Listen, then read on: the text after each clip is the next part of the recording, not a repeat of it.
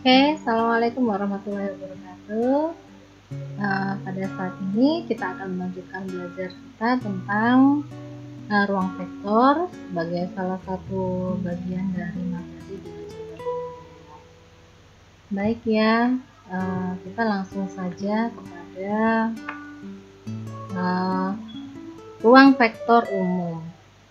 Jadi misalkan kita mempunyai vektor U, vektor V, dan vektor W yang merupakan elemen dari himpunan V, dan K, L elemen bilangan real atau elemen himpunan bilangan real, maka V dinamakan ruang vektor jika terpenuhi beberapa aksioma atau beberapa syarat sebagai berikut. Jadi yang pertama, V tertutup terhadap operasi penjumlahan untuk setiap dua elemen, misalkan vektor U dan vektor V yang merupakan elemen V, maka berlaku penjumlahan vektor U ditambah dengan vektor V juga merupakan elemen dari V, himpunan V. Kemudian yang kedua, jika dipenuhi sifat komutatif terhadap setiap dua penjumlahan dua vektor. Jadi misalkan vektor U ditambahkan dengan vektor V sama dengan vektor V ditambahkan dengan vektor U. Kemudian yang ketiga, aksioma yang ketiga adalah sifat komutatif, yaitu bila terdapat tiga vektor elemen dari V, misalkan vektor U, vektor V, dan vektor W, maka berlaku sifat asosiatif, yaitu vektor U ditambah dengan hasil dari penjumlahan vektor V dan vektor W dulu. Hasilnya akan sama dengan saat kita menjumlahkan vektor U ditambahkan dengan vektor V terlebih dahulu, kemudian hasilnya kita tambahkan dengan vektor W. Kemudian yang keempat, terdapat vektor 0, ini vektor 0 ya, yang merupakan anggota dari himpunan V, sehingga untuk setiap vektor U elemen dari V berlaku penjumlahan vektor U ditambah dengan vektor 0 sama dengan vektor 0 ditambah dengan vektor U dan sama dengan vektor U, yaitu sama dengan dirinya sendiri. Ini kita sebut dengan sifat elemen netral. Siapa elemen netralnya? Yaitu vektor 0. Kemudian yang kelima, yaitu jika untuk setiap vektor U anggota V, maka terdapat negatif dari vektor U atau kebalikannya, atau kita sebut dengan inverse-nya, sehingga vektor U ditambah dengan negatif vektor U sama dengan negatif vektor U ditambah dengan vektor U yang sama dengan vektor 0, yaitu vektor elemen netral tadi ya. Maka jika berlaku ini kita sebut dengan sifat inverse. Kemudian ruang V dikatakan sebagai ruang vektor jika juga memenuhi, yaitu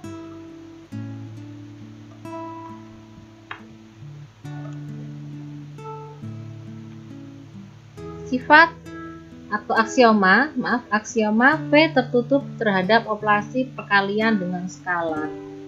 Jadi untuk setiap vektor anggota V, saya ambil misalkan vektor U di sini dan bilangan real yaitu K, maka berlaku bahwa bilangan real K dikalikan dengan vektor U, hasilnya juga merupakan anggota dari V.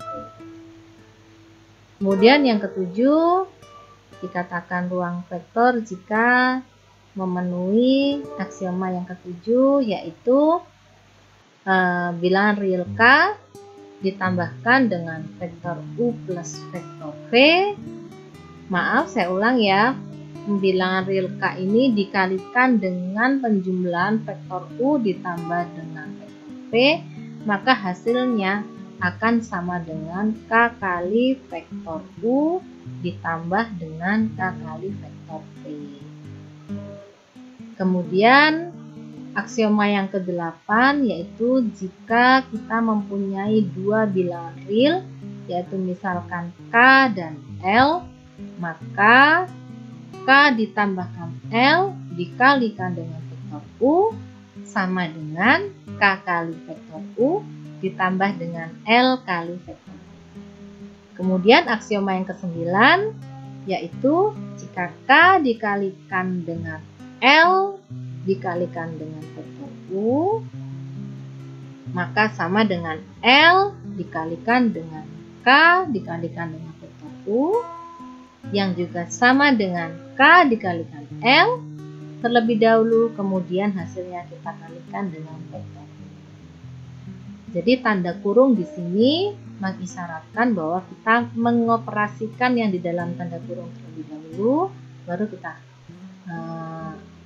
operasikan dengan yang di luar tanda kurung ini tadi. Misalkan untuk K kali L kali vektor U, berarti kita operasikan dulu K kali vektor U, baru hasilnya nanti kita kalikan K dengan hasil dari L kali vektor U. Gitu ya. Kemudian untuk aksioma yang ke-10 yaitu 1 bilangan real 1 dikalikan dengan vektor U, maka hasilnya adalah vektor U. Nah, jadi sebuah himpunan atau V dinamakan ruang vektor jika memenuhi 10 aksioma ini tadi. Jadi aksioma yang pertama kita sebut dengan sifat tertutup. Kemudian aksioma yang kedua kita sebut dengan sifat komutatif. Aksioma yang ketiga kita sebut dengan sifat asosiatif. Aksioma keempat merupakan sifat elemen netral. Berarti jika terdapat vektor 0 elemennya, maka berlaku bersifat ini. Berarti dia punya sifat elemen netral. Aksioma yang kelima sifat inverse. Kemudian aksioma yang keenam tertutup terhadap operasi perkalian dengan skalar. Aksioma ke-7, aksioma ke-8, aksioma 9 dan aksioma ke-10. Jadi jika memenuhi 10-10-nya aksioma tersebut, maka dia V tersebut dikatakan ruang vektor. Nah, itu tadi penjelasan syarat yang harus dipenuhi untuk menjadi sebuah ruang vektor itu seperti apa. Baiklah, kita lanjutkan kepada contoh biar lebih mantap pemahamannya ya. Nah, misalkan saya di sini mempunyai contoh, periksalah apakah himpunan berikut merupakan ruang vektor. Jadi himpunan itu tidak harus berisi bilangan yang selama ini Anda ketahui. Misalkan himpunan bilangan asli, berarti himpunan yang terdiri dari bilangan 1, 2, 3, dan seterusnya. Tetapi himpunan itu juga bisa berisi atau memiliki anggota-anggota yang berupa matriks. Nah, di sini saya memberikan contoh himpunan matriks. Himpunan matriks M 2x2 ini ordonya, jadi ukurannya 2x2, dan R di sini elemen dari matriks itu adalah elemen bilangan real. Anggota bilangan realnya yaitu, jadi himpunan M dengan berordo 2x2 yaitu himpunan, nah ini tanda kurung kurawal merupakan tanda himpunan ya, yang berisi atau beranggotakan matriks berukuran 2x2. Saya misalkan di sini elemen baris pertama kolom pertama yaitu M11, elemen baris pertama kolom kedua yaitu M22, elemen baris kedua kolom ke-1 M21 dan elemen dari baris kedua kolom kedua yaitu M22. Yang mana dari M11 sampai dengan M22 merupakan elemen atau anggota dari himpunan bilangan real. Nah, oke.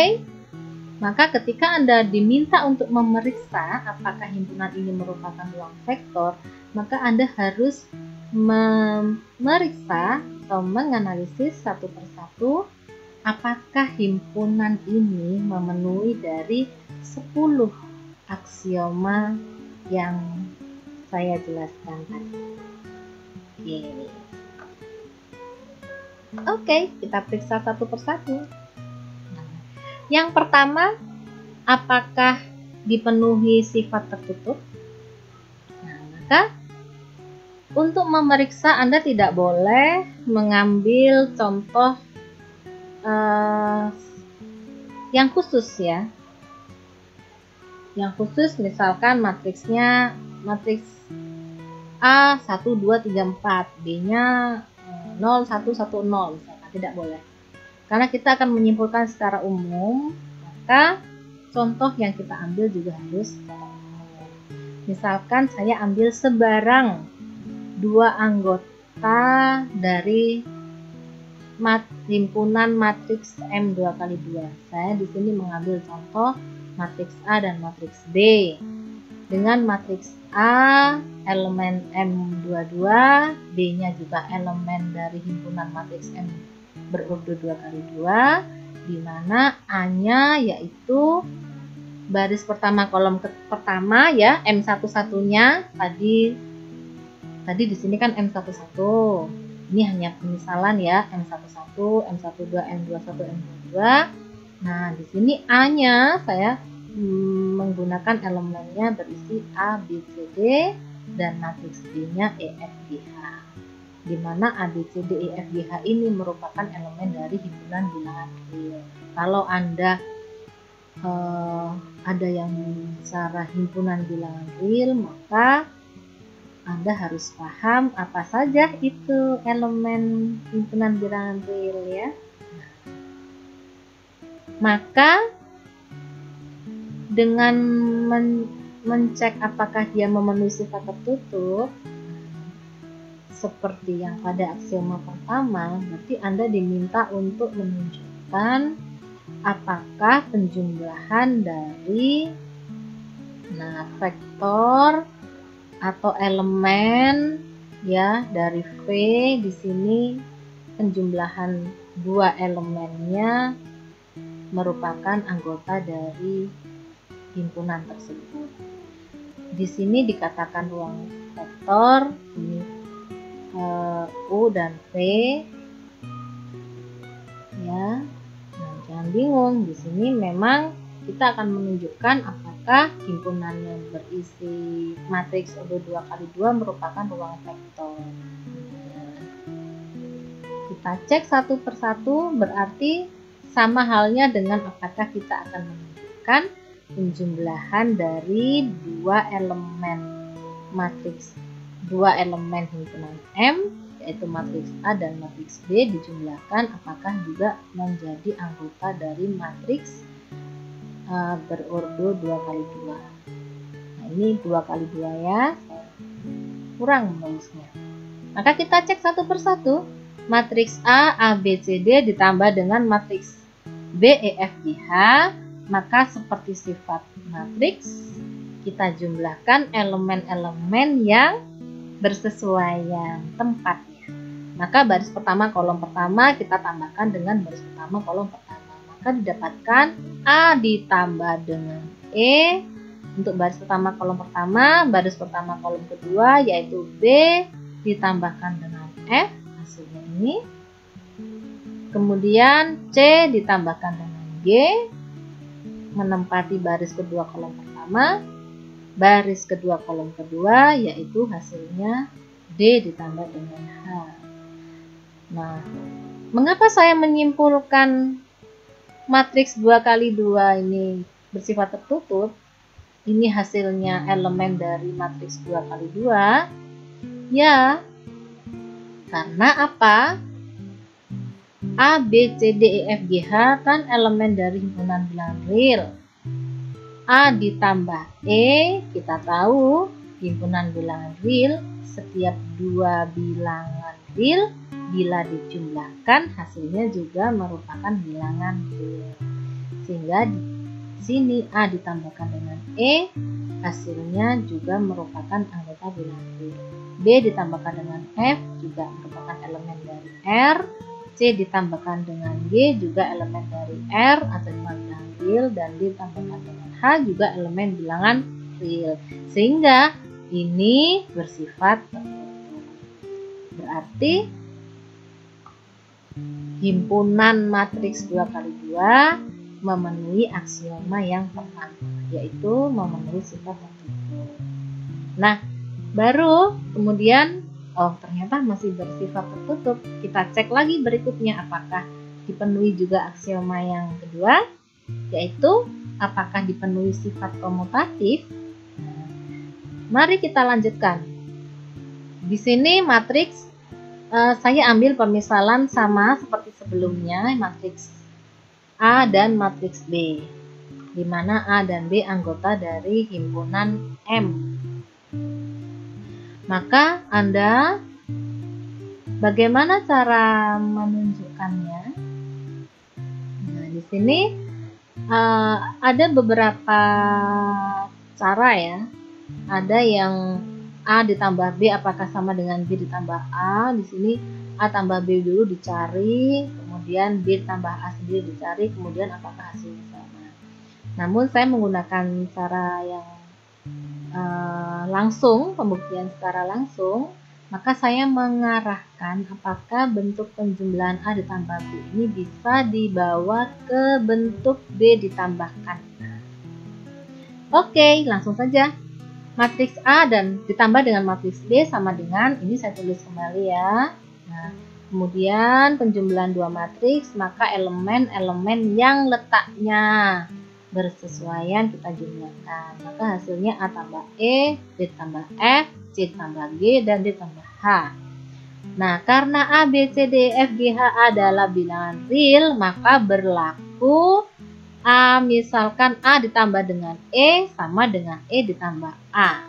Sifat apa ini? Pada bilangan real, sifat komutatif. Pada bilangan real ya. Sifat komutatif pada bilangan real, yang juga hasilnya ternyata merupakan bilangan real. Berarti apa? Pada setiap elemen di sini bentuknya bisa kita ubah dengan menggunakan sifat komutatif. Posisinya ya, maka A tambah E bisa kita tuliskan yang hasilnya sama dengan E ditambahkan dengan A. Tadi B tambah F jadi F tambah B, C tambah G menjadi G tambah C, dan D tambah H menjadi H ditambahkan dengan D.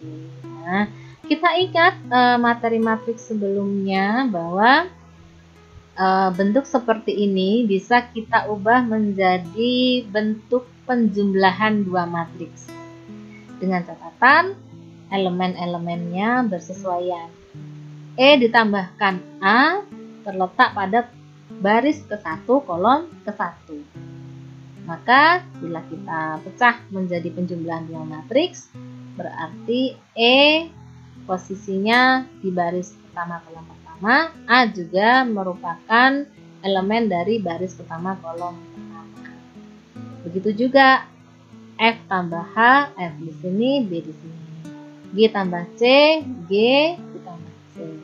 H ditambahkan dengan D menjadi H baris kedua kolom kedua matriks yang pertama, D-nya menempati baris kedua kolom kedua matriks yang berikutnya. Nah, ternyata matriks E, F, G, H ini tadi matriks apa? Matriks B. Dan matriks A, B, C, D adalah matriks A. Maka dipenuhilah sifat komutatif, yaitu A ditambah B sama dengan B ditambah A. Nah, perlu diingat lagi ya, kita dalam mengambil contoh ambil sembarang di sini boleh, Anda tidak harus menggunakan nama AB. Misalkan ambil C dengan D atau X dengan Y begitu, yang mana matriks yang Anda ambil itu masih merupakan anggota dari himpunan M. Bagaimana syarat himpunan M? Ya ini tadi harus memenuhi ini ya. Baik, itu masih aksioma pertama terpenuhi, aksioma kedua terpenuhi. Oke. Masih lelah? Sudah lelah? Belum ya. Nah, untuk aksioma yang ketiga, apakah memenuhi sifat asosiatif? Maka kita seperti halnya yang tadi, kita mengambil sembarang 3 anggota dari matriks berordo 2x2. 3 anggota dari himpunan M, yaitu matriks berordo 2x2 yang elemen-elemennya bilangan real. Saya di sini ambil A, B, C, D. A besar, B besar, C besar ya. Ingat itu. Nah, maka apakah berlaku bila kita jumlahkan A tambah B terlebih dahulu, kemudian tambahkan dengan C? Apakah berlaku ketika A ditambah dengan hasil dari B ditambahkan dengan C? Nah, jadi di sini sama halnya prinsip seperti yang aksioma yang kedua tadi, apakah bentuknya bisa dibawa atau diarahkan kepada bentuk yang akan kita tuju. Ini menggunakan pembuktian secara langsung. Kalau tidak, Anda boleh misalkan A tambah B dulu, kemudian tambahkan C di ruas kiri, kemudian yang ruas kanan Anda cari sendiri apakah ruas kiri sama dengan ruas kanan. Ya. Nah, baik, saya lanjutkan. Di sini matriks A ditambah dengan matriks B, saya beri tanda kurung kurawal ya. Di sini maksud saya biar tidak bingung gitu ya. A ditambah dengan E, hasilnya adalah matriks yaitu A plus E. Kemudian matriks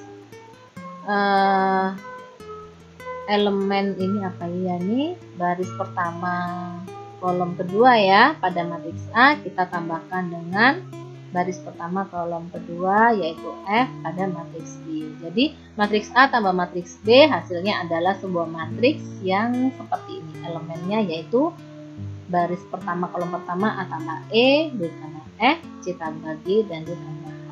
Ditambah dengan C, yaitu C tadi matriks PQRS. Nah, ingat penjumlahan dua matriks menghasilkan matriks yang baru. Nah, maka ini Anda tambahkan ya, seperti halnya menambahkan matriks biasa. Sehingga di sini ini A ditambah E ditambah dengan P. Ya. Kemudian B ditambah F ditambah dengan Q. C tambah G ditambah dengan R, D ditambah H ditambah dengan S. Nah, hasilnya seperti yang sini. Nah, di sini saya persingkat, saya memberi tanda kurung A tambah E tambah P. Boleh pada bilangan real juga bersifat asosiatif. Maka kita beri tanda kurung, E ditambah P-nya, kemudian F tambah Q kita beri tanda kurung, Q tambah R kita beri tanda kurung, dan H tambah S kita beri tanda kurung ya. Maka coba Anda perhatikan. Nah, di sini dalam satu matrik ini adalah sebuah matrik ya, yang mana ini bisa kita sajikan dalam bentuk penjumlahan dua matriks, yaitu matriks A, B, C, D ditambah dengan matriks yang berisi elemennya yaitu yang dikurung ini tadi, E dan tambah P, F tambah Q, G tambah R, H tambah S. Nah, matriks ini E tambah P, F tambah Q, dan seterusnya ini bisa juga disajikan dalam bentuk penjumlahan dua matriks, yaitu E, F, G, H ditambah P, Q, R, S. Nah, cuman ini saya beri tanda kurung. Maka ternyata ini adalah sama dengan matriks A ditambah dari B plus C dalam sehingga di sini menunjukkan bahwa berlaku sifat asosiatif dalam artian dipenuhi aksioma yang ketiga. Oke ya, kita lanjutkan. Apakah mempunyai elemen netral? Ya, ini salah ya, ini tipe. Harusnya ini aksioma yang keempat. Nah, apakah matriks himpunan M berordo 2 kali 2 itu tadi mempunyai elemen netral? Apakah ada sebuah matriks yang jika ditambahkan pada matriks yang lain maka hasilnya adalah matriks yang lain itu? Kira-kira ada nggak ya? Ada, yaitu mempunyai elemen netral matriks berordo 2 kali 2 dengan semua elemennya yaitu 0. Karena apa?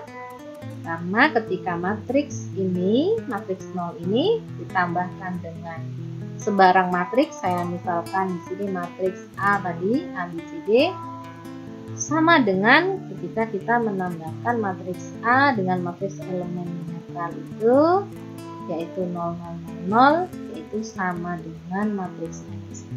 Jadi ini dipenuhi aksioma yang keempat. Ininya tadi kita lihat ulang ya ke belakang, aksioma keempat. Nah, jika terdapat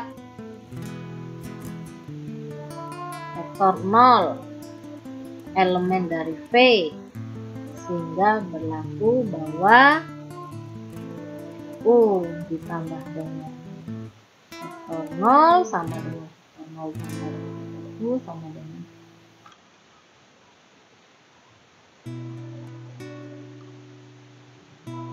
aksioma pertama, aksioma kedua dipenuhi, aksioma ketiga dipenuhi, aksioma keempat dia juga mempunyai elemen netral juga dipenuhi ya. Kemudian apakah setiap elemen mempunyai inverse?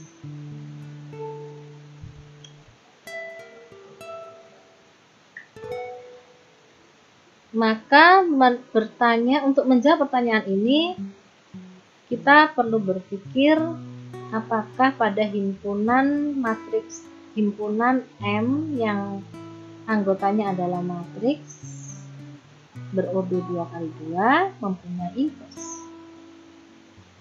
Nah, inverse kita ambil sembarang ya, matriks A misalkan. Inverse dari matriks A yaitu negatif A yang sama dengan matriks dengan elemen negatif A kecil, negatif B, negatif C, dan negatif D.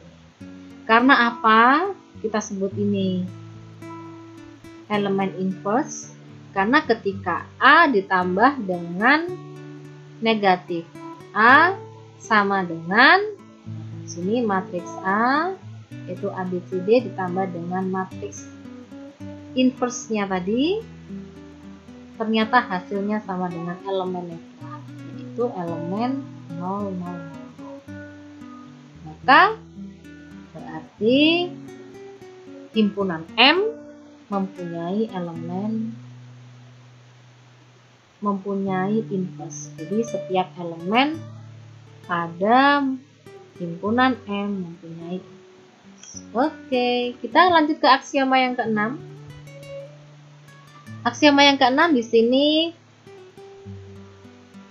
apakah V tertutup terhadap operasi perkalian dengan skalar? Jika jawabannya berarti himpunan M memenuhi aksioma keenam. Oke, maka untuk setiap anggota, ini jadi teori yang sebelumnya tadi ya, pada aksioma berbunyi untuk setiap vektor U anggota dari V dan K adalah elemen binary, maka berlaku K dikalikan dengan vektor U elemen dari V. Berarti untuk himpunan matriks M, artinya apa? Untuk setiap anggota dari matriks, untuk setiap anggota dari himpunan M, dan ada bilangan real K, apakah dipenuhi K dikalikan dengan sebarang anggota di M merupakan elemen dari himpunan M. Nah, di sini ini M2R ini penulisan saya sama ya, sama saja dengan ketika saya nulis M2 kali 2. Jadi ini saya singkat ya nulisnya. M2 ini artinya matriks himpunan matriks berurut 2 kali 2. Misalkan saya ambil sembarang K elemen dari R dan A elemen dari himpunan M, maka K kali A sama dengan K kali matriks yang elemennya yaitu A, B, C, D. Seperti halnya mengalihkan skalar dengan matriks ya, maka kita kalikan skalar atau konstanta atau bilangan real K ini satu persatu kepada setiap elemen dari matriks, yaitu K kali A, baris pertama kolom kedua yaitu K kali B, K kali C, dan K kali D. Nah, apakah K kali A ini tadi anggota dari matriks M? Apakah K kali A anggota dari himpunan M? Ya, karena apa? Nah, karena K tadi elemen bilangan real, A, B, C, D elemen dari himpunan bilangan real, maka berlaku K kali A, K kali B, K kali C, K kali D juga anggota dari himpunan bilangan real. Jadi setiap dua bilangan real bila dikalikan, maka hasilnya juga merupakan bilangan real. Contoh konkretnya misalkan Anda ambil bilangan 1 dengan bilangan setengah. 1 kali setengah, hasilnya setengah. Setengah juga anggota bilangan real. Ambil lagi contoh, misalkan 2 kali negatif 3. Hasilnya yaitu negatif 6. Negatif 6 juga merupakan anggota himpunan bilangan real. Jadi, untuk setiap berapapun bilangan real yang Anda ambil, maka ketika dua bilangan real dikalikan, maka dia juga tetap merupakan bilangan real. Jadi maksudnya ini seperti itu. Dengan demikian, maka K kali matriks A yaitu merupakan elemen atau anggota dari himpunan M, yang merupakan himpunan matriks berurut 2 kali 2 dengan elemen-elemen dalamnya yaitu merupakan bilangan real. Oke, kita cek lagi. Tetap semangat ya.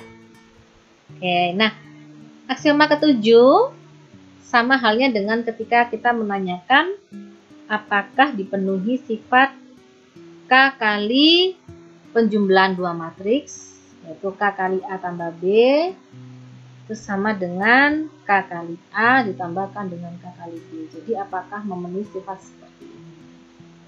Nah,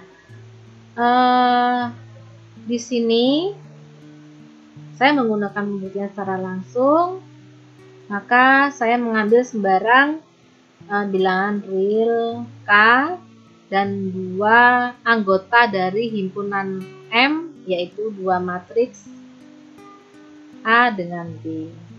Nah, A ditambah B juga merupakan anggota himpunan M ya. Nah, di sini satu persatu kita coba. K kali matriks A ditambah B. Di sini A tambah B saya beri kurung terlebih dahulu. Artinya apa? Saya jumlahkan dulu dua matriks ini ya. Maka didapatkan yaitu K kali hasil penjumlahan dua matriks A dengan B, yaitu seperti ini. A tambah E, B tambah F, C tambah G, D tambah H. Hati-hati.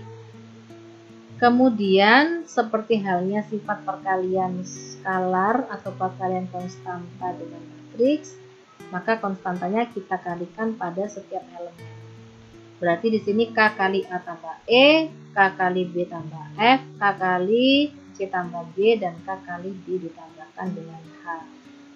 Hati-hati, tanda kurung di sini memiliki arti bahwa dijumlahkan terlebih dahulu, ya. Oke, berikutnya K kali A tambah E itu sama dengan K kali A ditambah K kali E. Dan seterusnya seperti ini. Kemudian ini adalah sebuah matriks baru yang berisi elemen-elemennya, yaitu baris pertama kolom pertama KA tambah KI, sampai dengan baris kedua kolom kedua, yaitu KD tambah KH. Nah, maka satu matriks ini yang elemen-elemennya berbentuk penjumlahan di sini bisa kita ubah ke dalam bentuk penjumlahan dua matriks, yaitu matriks yang pertama KA, KB, KC, KD, dan matriks yang kedua yaitu matriks dengan elemen-elemennya KE, KF, KG, KH. Nah, di sini di baris pertama kolom pertama ada elemen K. Di sini juga ada K, ada K, ada K. Maka K bisa kita keluarkan dari matriks tersebut sehingga bisa kita ubah menjadi bentuk K kali matriks ABCD. Dan begitu juga untuk yang sebelahnya K kali EFGH. Nah, ternyata di sini kita akan mendapatkan bentuk K kali A ditambahkan dengan K kali D. Dengan demikian berlaku bahwa ternyata untuk sembarang bilangan real K yang kita ambil, kita kalikan dengan hasil penjumlahan dua matriks A dan B, ternyata sama dengan hasilnya, yaitu ketika kita mengalihkan K kali A dulu, kemudian K kalikan B dulu, hasilnya baru kita tambahkan. Ya. Oke, nah bagaimana untuk aksioma yang ke-8? Aksioma yang ke-8 sama halnya dengan kita menanyakan apakah untuk sembarang dua bilangan real, yaitu saya ambil misalkan di sini K dengan H ya.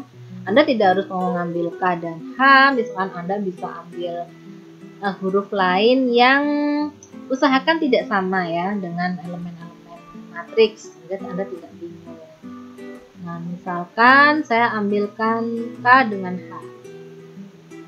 Maka apakah dipenuhi ketika kita jumlahkan K dengan H terlebih dahulu, kemudian kita kalikan dengan matriks A, apakah hasilnya akan sama dengan ketika kita kalikan sendiri-sendiri, yaitu K kali A dulu ditambah kemudian H kalikan A baru hasilnya ditambahkan.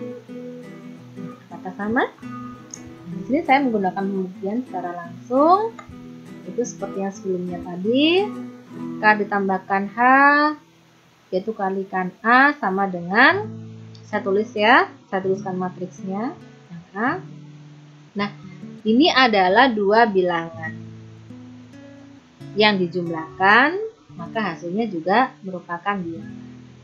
Nah, bilangan dikalikan dengan matriks, maka kita kalikan bilangan ini pada masing-masing elemen di matriks itu. Sehingga didapatkan yaitu baris pertama kolom pertama K tambah H kalikan A, baris pertama kolom kedua K tambah H, kemudian dikalikan dengan B, baris kedua kolom pertama yaitu K tambah H dikalikan dengan C, baris kedua kolom kedua yaitu K ditambahkan H terlebih dahulu baru dikalikan dengan D.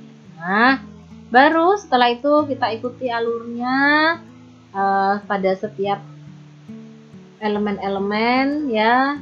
Kita jabarkan lagi K kalikan A di sini ditambah dengan H kalikan A dan seterusnya sampai pada elemen baris kedua kolom kedua diperoleh K kali D ditambah dengan H kali D. Nah, ini adalah satu matriks yang mana elemen-elemennya berbentuk penjumlahan, maka bisa kita ubah menjadi dua matriks penjumlahan. Ya, yaitu matriks pertama KA, KB, KC, KD, matriks yang kedua yaitu HA, HB, HC, dan HD. Nah, pada matriks yang pertama setiap elemennya dikalikan dengan K, maka kita bisa mengeluarkan atau mengubah ke dalam bentuk perkalian yaitu bilangan K dikalikan dengan matriks ABCD. Begitu pula untuk matriks yang kedua yaitu hanya kita keluarkan dikalikan dengan matriks ABCD. Nah, ternyata di sini berbentuk K kali matriks A ditambah dengan, maaf, sini ada salah ketik ya, K kali A ditambah dengan H kali A. Nah, Mungkin agak lelah sedikit ya, jadi salah ketik saya, maaf ya. Ini Anda perbaiki ya, nanti pada file yang akan saya berikan, PDF-an juga ada, akan saya perbaiki. Di sini K kali A ditambah H kali B. Nah, oke ya. Jadi di sini K tambah H kalikan matriks A sama dengan K kali A ditambah dengan H kali A. Nah, untuk berikutnya di sini aksioma ke-9 sama halnya ketika kita menanyakan apakah untuk dua anggota bilangan real, himpunan bilangan real, yaitu dua bilangan K dengan H, kita ambil sembarang apakah dipenuhi K kali H kalikan A terlebih dahulu, apakah sama dengan ketika kita mengalihkan K dengan H dahulu, kemudian dikalikan dengan matriks A, apakah juga sama dengan ketika kita mengalihkan K dengan A terlebih dahulu, kemudian baru kita kalikan dengan H dari sebelah kiri. Jadi ini urutannya harus sama ya, tidak boleh dirubah-rubah. Oke, nah seperti ini. Yang pertama, Anda bisa menunjukkan apakah berlaku K kali HA sama dengan KH kali A terlebih dahulu. Kemudian yang kedua Anda cek apakah K kali H dikalikan dengan matriks A sama dengan H kali KA. Kemudian yang ketiga Anda cek juga apakah K kali H dikalikan dengan matriks A sama dengan ketika Anda mengalihkan K dengan A terlebih dahulu baru dikalikan dengan H. Jadi dari ini ada 3 ruas ya, ruas kiri dengan ruas tengah terlebih dahulu Anda tunjukkan, kemudian Anda tunjukkan ruas kiri dengan ruas tengah, kemudian Anda tunjukkan ruas tengah dengan ruas kanan, kemudian baru Anda tunjukkan apakah yang ujung ruas kiri dengan ujung ruas kanan ini sama. Nah, jawabannya ya. Maka ini exercise untuk Anda ya, tunjukkan caranya. Kemudian yang kedua, apakah dipenuhi juga 1 kali matriks A sama dengan matriks A? Jawabannya juga ya. Nah, ini caranya juga Anda yang harus menunjukkan. Nah, kesimpulannya apa? Karena dipenuhi 10 aksioma tersebut tadi, maka himpunan matriks berordo 2 kali 2 ini tadi adalah merupakan ruang vektor. Semoga Anda tidak bingung dengan istilah vektor di sini. Ya, ruang vektor. Jadi himpunan apapun bila memenuhi 10 aksioma yang sudah dibahas tadi, dia merupakan ruang vektor. Oke, untuk memperkuat pemahaman Anda, ada satu bagian evaluasi. Yang pertama, saya ingin Anda menunjukkan terlebih dahulu langkah-langkah untuk aksioma yang ke-9 tadi ya. Nah, yang ini Anda coba. Nah, yang ini ya. Kemudian aksioma yang ke-10, jawabannya memang iya, tetapi saya ingin Anda mencoba sendiri. Kemudian Anda coba apakah himpunan berikut ini merupakan ruang vektor, yaitu himpunan V 3 kali 1 R adalah himpunan yang anggotanya adalah matriks berordo 3 kali 1, yaitu matriks 3 baris 1 kolom dengan V11, V21, V31 merupakan himpunan bilangan bulat. Nah, artinya apa? Ketika Anda menjawab nomor 2 ini, mengerjakan nomor 2, Anda perlu menunjukkan apakah 10 aksioma tadi dipenuhi. Bila ya, maka V ini merupakan ruang vektor.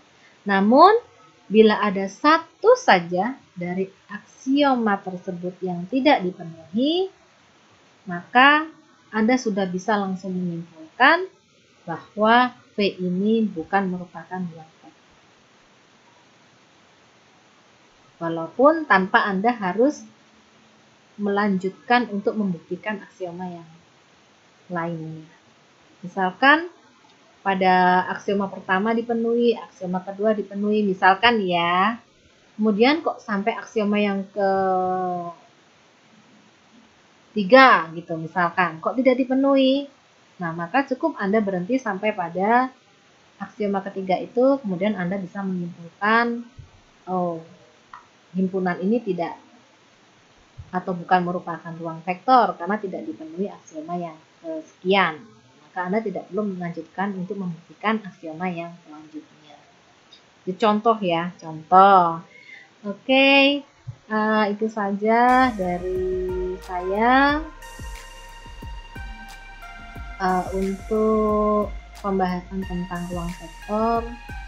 Tadi ada beberapa salah ketik, saya mohon maaf, semoga bermanfaat. Akhiri, assalamualaikum warahmatullahi wabarakatuh.